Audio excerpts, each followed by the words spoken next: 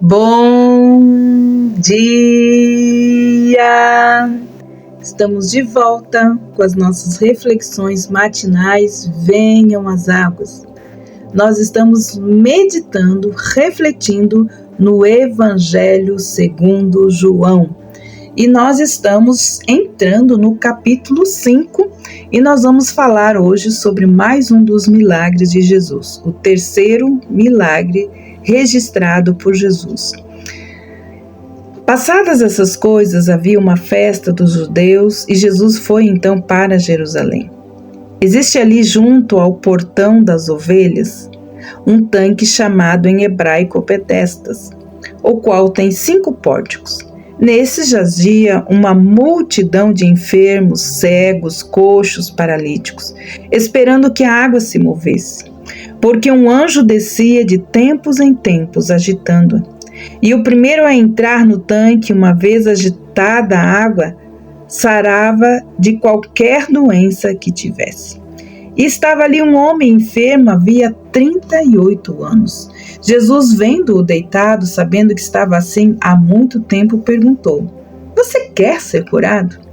E o enfermo respondeu: "Senhor, eu não tenho ninguém que me ponha no tanque quando a água é agitada. Quando eu tento entrar, outro enfermo chega antes de mim." Então Jesus lhe disse: "Levanta-te, pega o seu leito e ande." Imediatamente o homem se viu curado e, pegando o leito, começou a andar. E aquele dia era sábado. Por isso os judeus disseram ao que tinha sido curado: "É sábado e nesse dia você não tem permissão para carregar o seu leito." Ao que ele lhe respondeu: "O mesmo que me curou me disse: pegue o seu leito e ande." Perguntaram-lhe: "Quem é o homem que disse a você: pegue o seu leito e ande?" Aquele que tinha sido curado não soube responder, porque Jesus tinha se retirado por haver muita gente naquele lugar.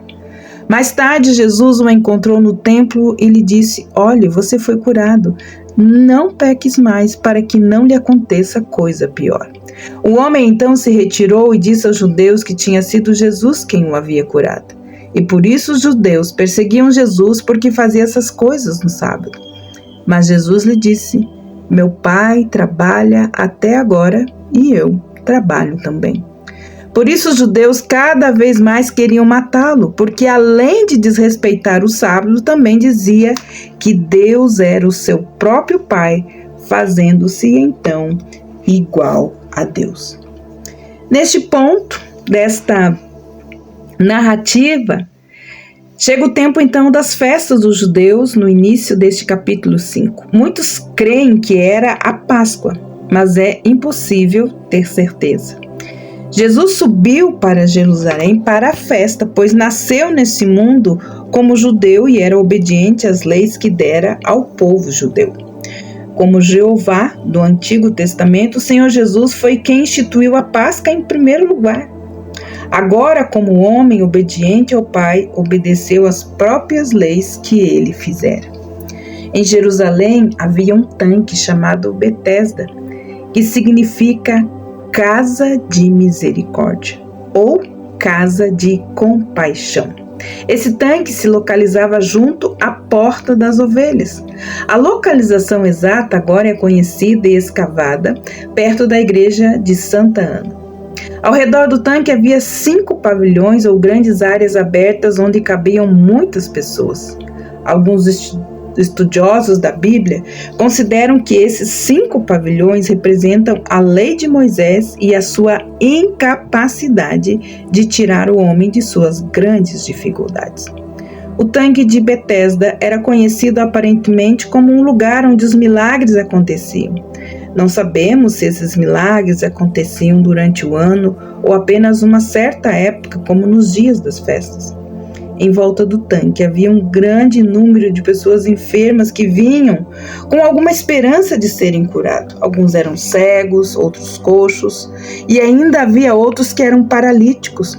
Todos esses tipos de enfermidade ilustram o homem pecador na sua impotência, cegueira, imperfeição e inutilidade. Mesmo sofrendo os efeitos do pecado em seu corpo, essas pessoas estavam esperando que se movesse a água.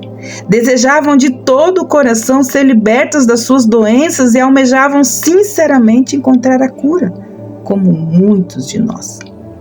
Nesse ponto, a narrativa não satisfaz a nossa curiosidade, simplesmente cita que um anjo descia em certo tempo e agitava a água. O primeiro que fosse capaz nessa hora de entrar nas águas era curado de sua enfermidade.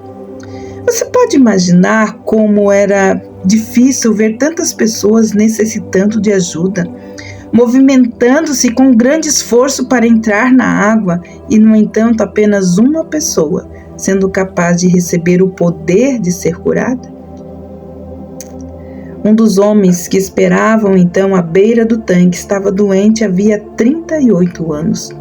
Isso significa que já estava nessa condição mesmo antes de o Salvador nascer. O Senhor Jesus sabia de tudo. Nunca encontrara esse homem antes, mesmo assim sabia que ele estava doente há muito tempo. Com amorosa compaixão, perguntou-lhe: "Queres ser curado?" Jesus sabia muito bem que este era o maior desejo íntimo do coração do homem, mas ele também queria que o homem admitisse sua própria incapacidade, assim como a sua necessidade desesperadora de cura. Quem sabe, o Senhor está fazendo a mesma pergunta a cada um de nós. O Senhor age desta mesma maneira com a salvação, pois sabe que necessitamos muito de sermos salvos, mas espera ouvir a nossa confissão, a confissão dos nossos lábios de que estamos perdidos, que precisamos dele e que o aceitamos como nosso Salvador. Não somos salvos por vontade própria. No entanto, a vontade humana deve ser exercida antes que Deus salve e tome a nossa alma. A resposta do enfermo foi comovente. Havia anos que ele ficava deitado ao lado do tanque esperando entrar, mas cada vez que a água era agitada, ninguém estava ali por perto para ajudá-lo. Mas neste dia, o Salvador estava perto. Cada vez que tentava entrar, alguém chegava primeiro que ele falou. Isso nos faz lembrar os desapontamentos, as frustrações que temos ou sentimos quando dependemos de nossos amigos, conhecidos, para sermos salvos ou atendidos em alguma das nossas necessidades. A cama do homem era uma esteira ou um tipo de colchonete, e Jesus lhe disse: "Levante-se, carregue o leito e ande." A lição aqui é que quando somos salvos, recebemos também uma ordem não apenas para levantar, mas também para caminharmos, pois o Senhor Jesus nos cura da calamidade do pecado e depois espera que andemos de modo digno dele. O Salvador nunca fala para a pessoa fazer algo sem fornecer o poder para executá-lo. No momento em que ele falava, nova vida e poder fluíam no corpo do enfermo.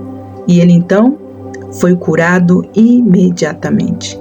Não foi uma cura gradual, os membros que eram inúteis ou fracos durante anos agora palpitavam com vigor.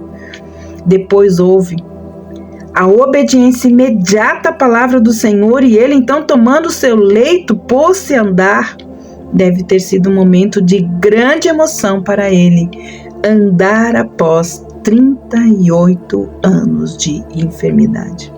Este milagre ocorreu no sábado, o 7º dia da semana. O povo judeu estava proibido de fazer qualquer tipo de serviço no sábado. Esse homem era um judeu. Mesmo assim, ao ouvir a instrução do Senhor Jesus, não hesitou em carregar o leito, apesar das tradições judaicas concernentes àquele dia. Quando os judeus viram que o homem carregava o seu leito no sábado, protestaram. Essas pessoas eram muito rígidas, até mesmo cruéis em cumprir suas observâncias religiosas e se apegaram à letra da lei, mas muitas vezes não demonstraram misericórdia e compaixão para com os outros.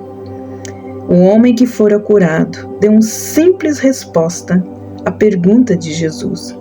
E é a pergunta que ele nos faz hoje. o que queres que eu te faça?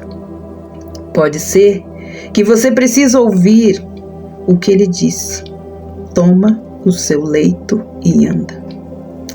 Qualquer um que tivesse o poder de curar um homem doente há 38 anos deveria ser obedecido. Ele falou ao Senhor de forma bem genérica, mas com uma profunda gratidão. Muitos de nós podemos estar doentes por causa da ingratidão, sem amor, sem compaixão, por falta de perdão. Olha, que o Senhor Jesus encontre morada e uma resposta às perguntas que Ele faz a você todos os dias em seu coração. Que o Senhor te abençoe e que o Senhor te guarde. E até amanhã com as nossas reflexões matinais.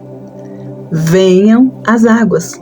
Daremos continuidade a este capítulo falando sobre a oposição dos judeus a Jesus. Até lá!